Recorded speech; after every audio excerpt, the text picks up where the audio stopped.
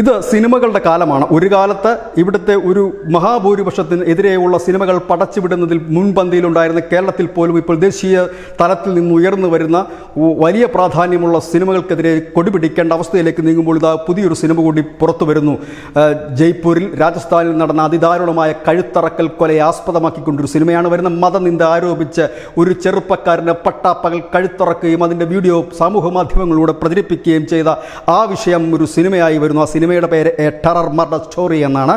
ഈ സിനിമയുടെ first look video പുറത്തു വന്നിട്ടുണ്ട്. നാര ഈ തക്ബീർ അല്ലാഹു അക്ബർ എന്നും മുദ്രാവാക്യം മുഴക്കിക്കൊണ്ട് പ്രകടനം നടത്തുന്നതും ഈ യുവാവിൻ്റെ കഴുത്തറുത്ത് കൊലപ്പെടുത്തുന്നതും എല്ലാം ഈ സിനിമയിൽ വ്യക്തമായി തന്നെ ചിത്രീകരിച്ചിരിക്കുന്നു, കാണിച്ചിരിക്കുന്നു. ജാനി ഫയർഫോക്സ് ഫിലിംസാണ് ഈ ചിത്രം നിർമ്മിച്ചിരിക്കുന്നത്.